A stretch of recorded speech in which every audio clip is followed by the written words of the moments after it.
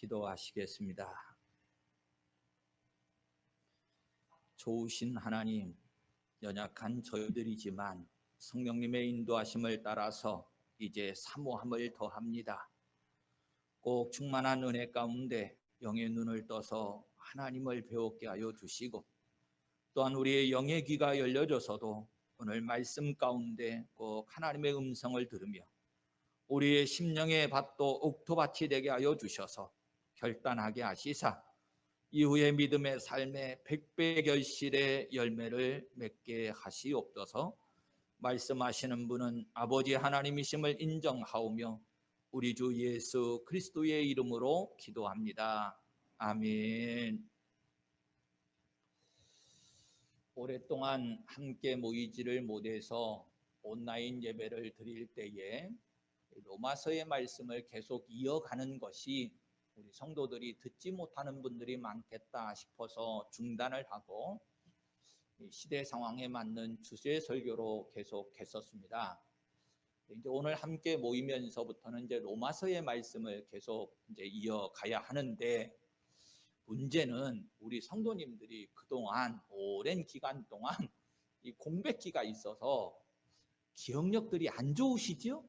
한 주만 지나도 잊어버리는 판에 오랫동안 이제 쉬어서 말씀의 맥이 이어지는 게 아니고 끊어졌을 것 같은 생각이 들어요. 사실 오늘 본문 말씀은 결론 부분이라 아주 간단합니다. 사실 제가 오늘 말씀을 그냥 그대로만 전하면 5분도 안 걸릴 것 같아요. 그런데 문제는 결론을 잘 맺으려면 이제 앞에 말씀이 잘 정리가 돼야 되는데, 오랜 동안 이제 쉬어서 말씀 생각들이 전혀 안 나시잖아요.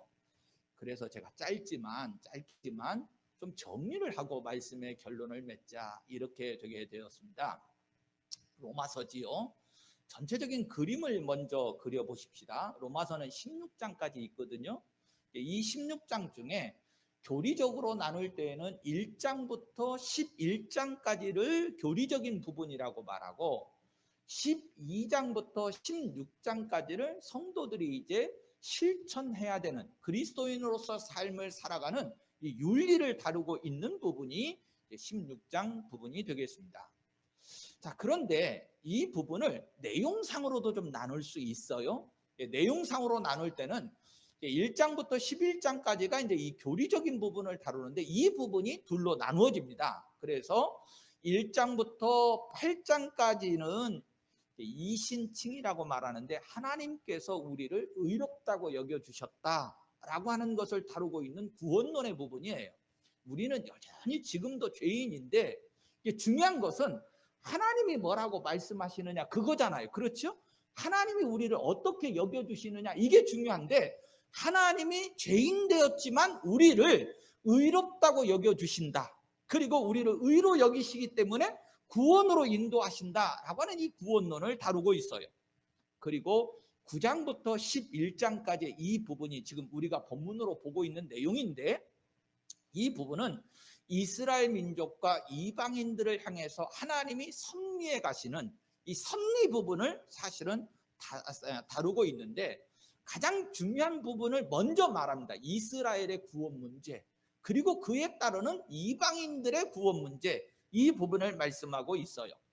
12장부터 16장까지는 앞에서 말씀드렸듯이 그리스도인들이 행해야 할 실천 윤리를 다루고 있습니다.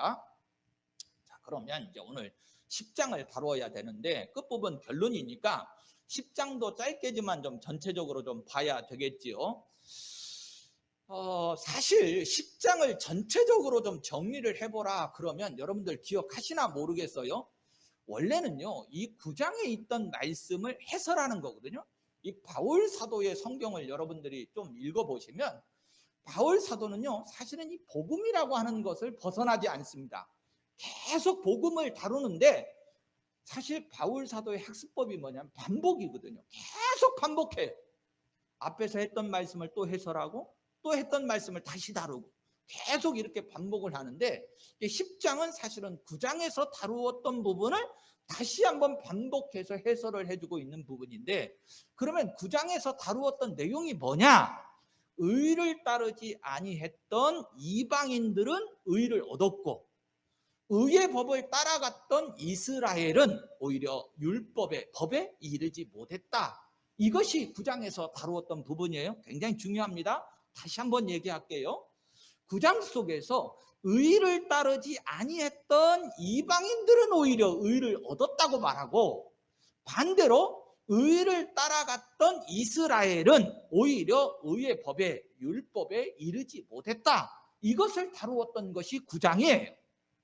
그리고 이제 10장에 와서 그것을 이제 쭉 해설해 왔는데, 오늘 이제 우리가 다루는 부분이 결론인데, 이 결론을 매듭짓는 일에 있어서는 앞에 이제 우리가 앞전주라고 하긴 그러네. 앞에서 어쨌든 말씀을 나누었던 그 부분이 기억나셔야 되거든요. 11절부터 17절까지 다루었던 내용인데, 여러분 그 앞전에 다루었던 혹시 말씀의 제목들은 생각나십니까?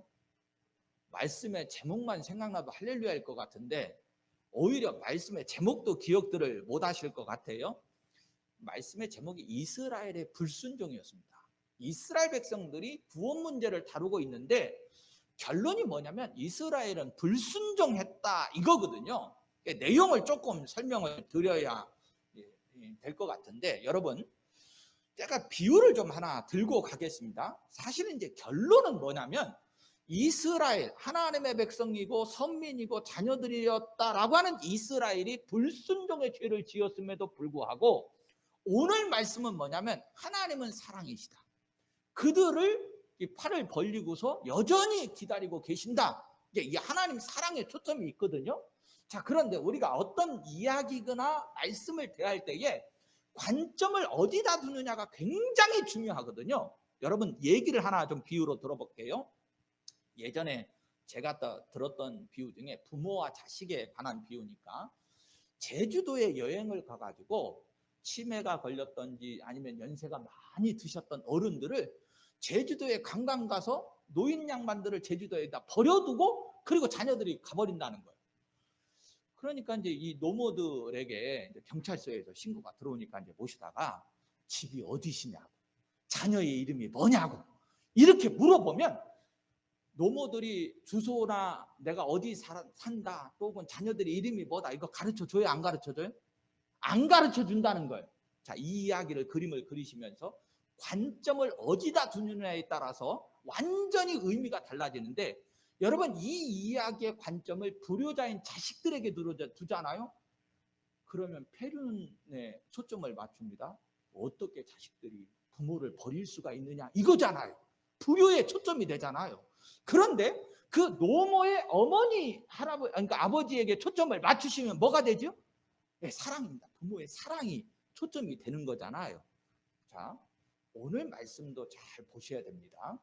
지금 9장 10절까지 이어지면서 이스라엘의 구원 문제를 다루고 있는데, 이스라엘 백성들에게다 초점을 두면 어떻게 선택받은 백성이, 하나님의 말씀 율법을 맡은 백성들이 그 많은 수많은 경험과 체험들을 통해서 하나님의 은혜를 알았고 받았던 이스라엘이 오히려 불순종하고 죄악을 범할 수 있느냐? 그러면서 이스라엘은 나쁜 민족, 유대인은 나빠 이렇게 초점이 될 수 있어요. 그런데요, 여러분 성경이 그거 얘기하려고 기록된 게 아니거든요. 성경의 가장 핵심적인 기록 목적은 여러분 오늘 이 시간으로 주제 삼으면 사랑입니다. 누구의 사랑이죠? 하나님의 사랑. 하나님께서 우리를 끊임없이 지금도 사랑하고 계신다. 이게 초점인 거예요. 그러니까 이걸 살펴야 되는 거예요. 그런데 이 하나님의 사랑을 말하려고 하니, 이 하나님의 사랑이 얼마나 큰 사랑이고 놀라운 사랑인가를 말씀하려고 하니, 거기에 대비되는 뭐가 따라오는 거죠? 사랑받은 자들이 자격이 있느냐 없느냐, 오히려 또한 그들의 범죄함을 다룸으로 인해서 오히려 하나님의 사랑을 크게 부각시키는 거예요.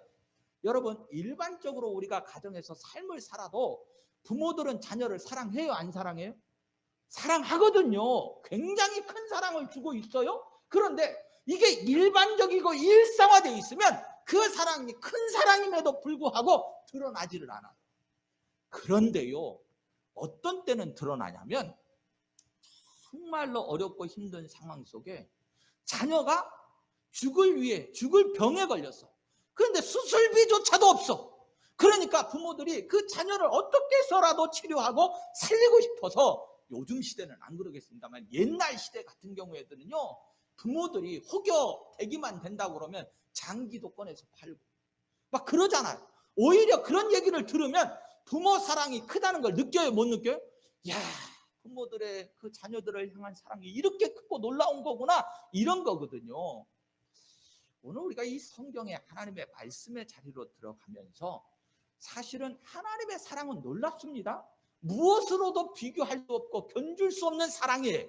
그럼에도 불구하고 하나님의 사랑이 일상적으로, 이 놀라운 사랑이 주어지고 있음에도 불구하고 일상적으로 주어지고 있으니까 하나님의 자녀들이고 백성들이라는 사람들조차도 모르는 거예요. 그걸 느끼지 못하는 거예요. 그 의미가 커지지를 못하는 거예요. 그래서 성경은 끊임없이 하나님의 사랑을 사랑을 말씀할 때에 먼저 무엇을 얘기하느냐? 우리들의 모습을 지적합니다. 우리가 이렇게 죄인 되었음에도 불구하고, 하나님을 대적하고 있음에도 불구하고, 하나님의 뜻을 따르지 못하고 순종하지 못했음에도 불구하고 하나님은 끊임없이 우리를 사랑하고 계신다라고 하는 거예요. 이스라엘의 구원 문제를 다루실 때도 지금 그렇게 비유를 들어서 비교하면서 우리에게 설명을 주는데, 긴 시간 말씀할 수 없으니까 앞의 내용을 조금 더 정리를 해 보도록 하겠죠. 자, 먼저 9장 31절에 가보면 의의 법을 따라갔던 이스라엘이 어찌해서 의에 이르지 못했는가라고 하는 것을 말씀했어요. 그러면서 13절에 이제 와서 누구든지 주의 이름을 부르는 자는 구원을 받으리라 그러면서 선교 문제로 이제 갑니다. 그런데 성도 여러분, 이 선교라고 하는 이 부분은 이제 바울 사도에게 있어서는 굉장히 중요한 부분이고, 사실 바울 사도의 삶을 이야기해 보아라 그러면 한마디가 뭡니까? 그러면 이방 선교잖아요. 그렇죠? 이 선교 문제만 나오면 쭉 이야기를 나가다가도 바울 사도가 거기에 또 이렇게 빠져들어요. 약간 곁길로 간다 그런 말이에요. 이 곁길로 간 것이 이제 사실은 14절 15절입니다 14절 15절을 다 설명할 수 없으니까 성경 말씀 그대로 좀 한번 읽어 볼게요. 자, 14절 15절을 한번 같이 읽습니다. 그런즉 그들이 믿지 아니하는 일을 어찌 부르리요? 듣지도 못한 일을 어찌 믿으리요? 전파하는 자가 없이 어찌 들으리요? 보내심을 받지 아니하였으면 어찌 전파하리요? 기록된 바 아름답도다. 좋은 소식을 전하는 자들이여 발이여 함과 같으니라. 자, 갑자기 무슨 문제로 넘어갔어요? 선교. 복음을 전하는 이 전도 문제로 건너간 거예요. 그런데 이 말씀을 많이 할 수는 없습니다만 여기서도 중요하게 다루고 있는 부분이 뭐냐면 사실은 믿음이라고 하는 관점입니다. 믿음의 순서대로 되어 있어요. 믿지 아니하는 자를 어찌 부르리요? 듣지도 못한 일을 어찌 믿으리요? 그러면서 이 믿음의 부분을 굉장히 중요시 여기거든요. 자, 그런데 이 믿음의 부분이 오늘 우리가 다시금 꼭 되새김질을 해야 되는 중요한 부분인데, 16절로 가보시면 16절. 자, 그러면서 16절. 그러나 그들이 다 복음을 순종하지 아니하였도다. 이사야가 이르되 주여 우리가 전한 것을 누가 믿었나이까 하였으니. 자, 여기까지. 자, 지금 이사야 선지자의 예언까지도 인용을 해가면서 이스라엘 백성들의 믿음의 문제를 말씀하고 있는 거예요. 이사야서 53장 1절에 보면 우리가 전한 것을 누가 믿었느냐? 여호와의 팔이 누구에게 나타났느냐라고 하는 말씀을 인용한 건데, 여기 53장이라고 하는 것을 기억하십니까? 제가 앞전에도 설교할 때 이 53장은 메시아의 예언장이라고 해서 구약 성경 전체 중에서, 아니 예언서 혹은 이사야서 중심 중에서도 이 53장은 메시아의 예언장으로 굉장히 중요한 성경이고, 여러분 이스라엘 백성들은요 성경을 펴놓고 이제 안식일에 예배를 드리면서 읽잖아요. 그러면 매우 자주 빠지지 않고 낭독했던 성경, 특별히 이 역사 기록에 의하면 이 중간기라고 말하는데요, 말라기 선지자의 시대서부터 이 요한 세례 요한 사도가 세례 요한이 등장하기까지의 이 시대를 중간기라고 말하는데 암흑기라고도 말합니다. 이 시대의 이스라엘 백성들이 어둡고 힘들고, 그러니까 더욱더 선지자는 나타나지 않고, 그러니까 무엇을 많이 사모했느냐면 메시아를 고대하고 기다리는 걸 사모했어요. 그런데 그 메시아에 대한 기록이 어디에 있다고요? 예, 이사야서 53장에 두드러지게 담겨 있으니까 이 성경을 끊임없이 읽었는데, 이사야서 53장 4절에서부터 6절까지는 제가 읽어드릴게요. 그는 실로 우리의 질고를 지고 우리의 슬픔을 당하였거늘 우리는 생각하기를 그는 징벌을 받아 하나님께 맞으며 고난을 당한다 하였노라. 그가 찔림은 우리의 허물 때문이요 그가 상함은 우리의 죄악 때문이라. 그가 징계를 받음으로 우리는 평화를 누리고 그가 채찍에 맞음으로 우리는 나음을 받았도다. 우리는 다 양 같아서 그릇 행하여 각기 제 길로 갔거늘 여호와께서는 우리 모두의 죄악을 그에게 담당시키셨도다. 아멘. 이렇게 기록을 해요. 이 말씀 여러분들은 자주 들어서 잘 아시지요? 자, 요건 좀 뒤에 다루겠습니다. 안다는 것하고 믿는다는 것의 차이가 엄청 큽니다. 알았다고 해서 다 믿는 게 아니다, 그런 말 뒤에 말씀할게요. 어쨌든 이스라엘 백성들은 이 말씀을 안식일 때마다 읽었고 들었고 알고 있었습니다. 자, 그런데 말씀드렸죠? 알고 있는다라고 하는 것하고요 믿는다라고 하는 것은 정말로 달라요. 분명히 유대인들이 알고 있었던 이 이사야서 53장의 메시아의 예언이 예수 그리스도를 통해서 성취되었잖아요. 그럼에도 불구하고 이스라엘은 예수님께서 성취하셨다, 예수님이 이 말씀을 이루셨다라고 하는 이 부분을 믿고 인식하는 데는 실패했어요. 제가요 어떻게 해서라도 성경 말씀을 체계적으로 좀 잘 여러분들에게 전하려고 노력을 하는데, 성도님들이 꼭 유념하셔야 될 부분을 높아심에 다시 한번 강조합니다. 성경을 지식적으로 아는 것 중요합니다. 그러나 알고 있다고 해서 다 믿어지는 것이 아니라는 사실도 꼭 기억하셔야 합니다. 성경 지식을 풍성하게 아는 것도 중요하지만 풍성하게 알아진 성경 지식을 믿음으로 이어가는 것이 훨씬 더 중요하다는 것을 기억하셔야 돼요. 그러기 위해서 우리가 성령 하나님을 꼭 의지하셔야 됩니다. 우리 지식에 성령님이 역사하지 않으면 이 말씀이 하나님의 말씀으로 들려지지 않습니다. 그리고요 성령님이 여러분들의 원하십니까? 그러면 기도하셔야 돼요. 끊임없이 우리는 말씀을 대하면서 말씀을 사모하면서 기도하셔야 됩니다. 그래야 우리가 알아진 이 풍성한 지식의 성경 말씀이 하나님의 말씀으로 믿어지고 역사가 되어지는 거예요. 이스라엘 백성들에게 성경을 얘기해 보세요. 우리가 따라갈 수 있을까요? 그럴 수 없죠. 그들은 아주 어린 나이 때부터 부모의 품으로부터 시작해서 성경 학교에 다녀가면서 끊임없이 율법 교육을 배우고 성경을 배우고 성장했어요. 그런데요 지금 안타깝게 성경에 무슨 문제를 다루고 있어요? 이스라엘의 구원 문제를 다루고 있는 거예요. 구원 문제. 그런데 성도 여러분, 이 구원 문제를 다루는 일에 있어서 오늘 말씀으로 건너오면서 아주 중요한 것이 이제 다루어지고 있는데, 이스라엘 백성들은요 구약 성경이 하나님의 말씀이다, 이것에 대해서 추워도 의심하는 분들이 없습니다. 그렇죠? 이스라엘 백성들은 그러잖아요. 구약 성경이 하나님의 말씀이다. 유대인들은요 이거에 대해서는 따로 얘기할 거리가 없어요. 중요한 것은 그 말씀에 기록된 것을 바르게 믿느냐, 이게 중요한 거잖아요. 자, 오늘 말씀으로 들어와서 믿음이 중요하다라고 하는 것인데, 그들이 믿지 못한 것은 듣지 못해서가 아니다. 늘 선지자의 예언을 기록된 말씀을 듣고 있으면서도, 그러면서 끄집어낸 두 인물이 있는데 그 두 인물이 모세하고 이사야예요. 굉장히 중요하거든요. 이스라엘 백성들에게 있어서 모세, 물론 선지자 그러면 이제 엘리야이기는 합니다만 엘리야는 성경 기록을 남기지 않았어요. 근데 성경 기록을 남긴 선지자 중에 대표적인 선지자를 들어보아라. 그러면 이사야하고 예레미야잖아요.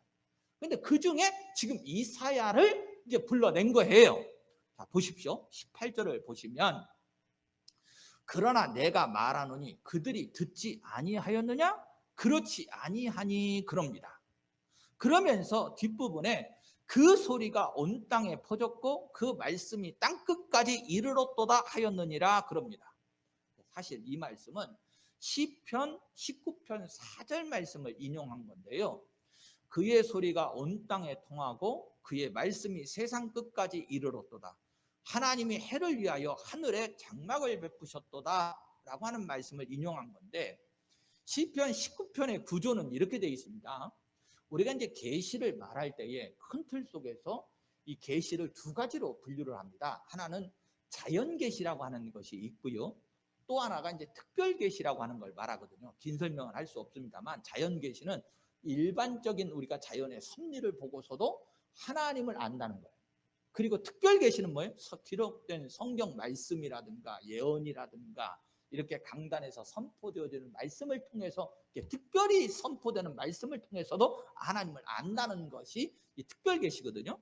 그런데 시편 19편의 말씀을 보면 이 자연 계시로부터 시작해서 특별 계시로 이어지는 구조를 살펴볼 수 있어요. 19편 4절에 보면 그의 소리가 온 땅에 통하고 그의 말씀이 세상 끝까지 이르렀도다. 하나님의 해를 위하여 하늘에 장막을 베푸셨도다 그랬잖아요. 이건 이제 자연적인 내용을 담고 있지요.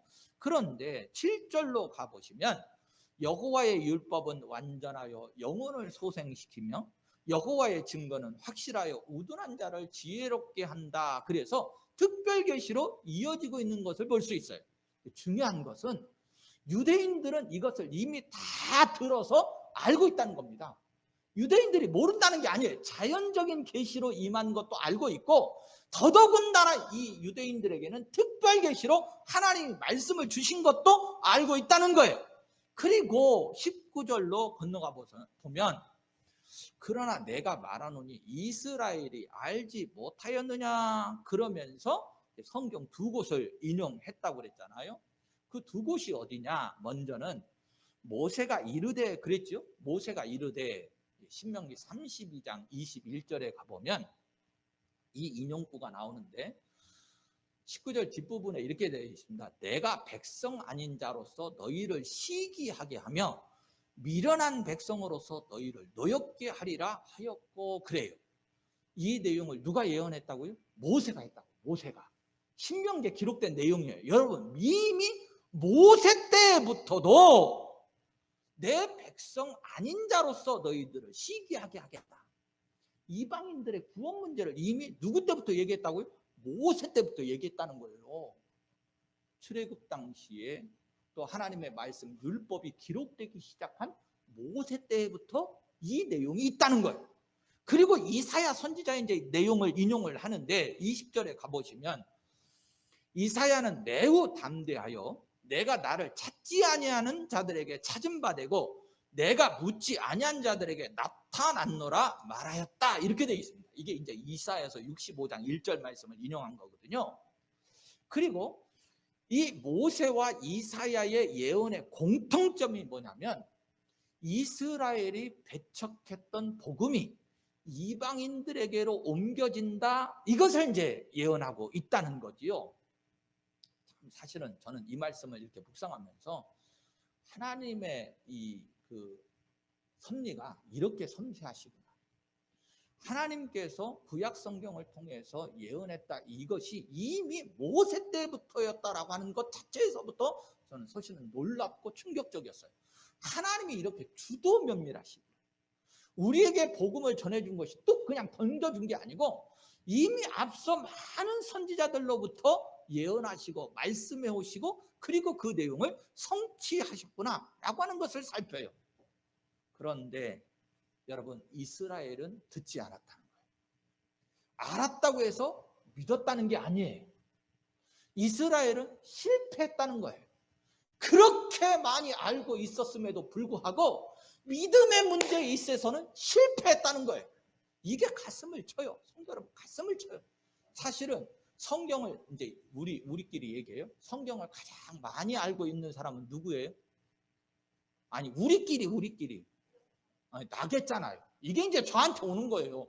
성경은 내가 유대인들처럼 이스라엘처럼 제일 많이 알고 있는데 정말로 알고 있는 이 말씀을 내가 믿고 있을까? 믿음으로 완전히 연결되어지고 결론이 났을까? 이 부분이 저한테는 굉장히 뜨거운 문제였어요. 충격이잖아요. 지금 이 말씀 보면서 여러분들 충격 안 받으세요? 충격이잖아요. 충격. 그리고 여러분 또 우리끼리 얘기해. 이제 저는 빼시고 우리끼리 성경을 가장 많이 알고 있는 분들이 누굴 것 같으세요? 장로님들이라고 많이 알고 있을까? 네? 여러분 이게요, 성경 지식은 연수도 필요 없고 직분도 필요 없고 얼마나 사모하느냐가 중요합니다. 하나님의 말씀을 얼마나 사모하고 많이 읽느냐가 중요합니다. 여러분 보세요. 여러분들 집에 가면 성경책 어디 있는지도 모르죠? 옛날 비유로 말하면 하여튼 요즘은 이제 성경책들도 안 들고 다니는 시대가 됐잖아요. 옛날에는 성경책을 찾아갖고 어떻게 해서라도 먼저 털털 털고 들고 오는 그런. 그러니까 20년, 30년을 예수 믿어도 성경을 안 읽고 모르는 사람들이 많습니다. 그러니까 연수도 중요한 게 아니고 직분도 중요한 게 아니에요. 문제는 뭐냐면 내가 얼마나 성경을 사모하고 체계적으로 읽고 듣느냐 그런 말. 이게 중요한 거거든요. 그러니까 여러분들이 스스로 이제 검증을 하셔야 돼요. 나는 얼마나 성경을 사모하고, 나는 얼마나 성경을 읽고 있고, 나는 얼마나 성경을 대하고, 오늘 이 자리에 오셔서 듣느냐 그런 말. 얼마 전에 한 권사님하고 잠깐 얘기를 하게 됐는데요. 우리가 새벽 시간에 제가 꼭 성경을 하잖아요. 밴드에다 올려주니까 너무 좋죠. 뭐가 좋은데 그랬더니 뒤에 거를 읽다가 앞에 게 궁금하면 또 이렇게 찾아가서 볼 수 있으니까 너무 좋다는 거예요. 그래서 내가 그랬어요. 밴드로 올려주니까 처음에는 좀 보시는 분들이 그거 다 나오잖아요. 몇 사람이 봤는지. 답도 안 올려요. 그렇게 좀 기도 제목이나 은혜 받은 내용이 있으면 좀 올려보라고 해도 올리는 사람이 없어. 그러면 점점 보는 숫자도 줄어들지, 뭔가 답하는 반응도 없지. 그러면 거기다 올리는 저는 하고 싶겠어요? 안 하고 싶겠어요? 안 하고 싶어. 근데 제 마음속에는 이런 게 있어요. 한 사람이라. 그러니까 여러분 새벽 시간에 오셔가지고 기도하시면서 말씀 받는 사람들은 성경을 그만큼 많이 알게 됩니다. 수요일 날도 제가 어떻게 하죠? 성경 가르치잖아요.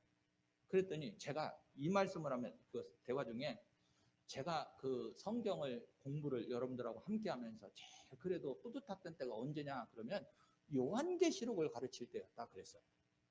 사실 요한계시록은 우리는 종말에 있어질 묵시문학이다 그래가지고 무슨 뭐 종말의 때가 어떻게 되고 막 이렇게만 알고 있잖아요. 그런데 그 요한계시록을 제가 공부하고 여러분들과 나누면서 그런 책이 아니구나라고 하는 걸 분명히 알았어요. 그런데 이제 요한계시록을 이제 함께 나눴던 지가 오래됐지요? 이제 다 잊어버린 거야. 그러니까 궁금한 거야. 목사님 그것 좀 한번 또 해주면 안 돼요? 그래요. 해줄 수 있으면 좋은데 제가 목회하는 동안에 성경 한 권을 다 창세기부터 요한계시록까지 다 끝낼 수 있을란가 모르겠다 내가 그랬어요. 굉장히 중요한 부분이죠. 그런데 성도 여러분, 성경을 많이 아는 것 중요합니다. 목회자인 저에게는 두말할 것도 없이 중요해요. 체계적으로 잘 아는 것 중요해요. 그런데 알아진 만큼 또 중요하게 여러분들이 여기셔야 될 게 뭐라고요? 네, 믿는 거예요. 믿는 거. 성경 하나님의 말씀이 지식으로만 머무르는 게 아니고 믿어져야 돼요. 살아계신 하나님의 말씀이고 우리의 구원을 다루고 있는 말씀으로 믿어져야 된다. 그런 말에 사실 말씀을 전하면서도 제가 고민을 참 많이 해요.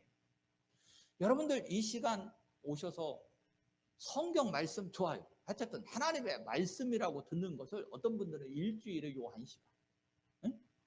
어떤 분은 몇 시간, 새벽기도 나오신 분들은 좀 많을 수 있어도 집에 가서 성경을 별도로 읽고 그러시지 않는 분들에게 있어서는 이 1시간이 하나님의 말씀을 듣는 유일한 시간일 수 있어요. 그런데 전하는 제가 여러분 솔직히 이 시대의 강단에서 선포되어지는 설교라고 하는 것 한번 보세요. 세상의 잡다한 소리들이 얼마나 많이 들어가 있는지 몰라요. 얼마나 많이 들어가 있는지 모른다, 그런 말이에요. 정말로 중요한 부분이거든요.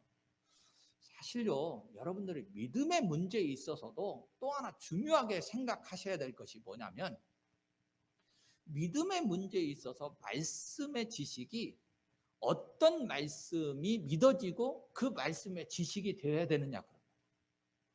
예수 그리스도를 통해서다. 예수 그리스도에 대한 말씀, 복음이잖아. 이게 하나님의 말씀이거든요. 그러니까 강단에서 설교했다고 해서 다 하나님의 말씀이 아니고, 앞에서도 말씀을 드렸습니다만 세상에 잡다한 소리들이 얼마나 많이 들어가 있는지 몰라요.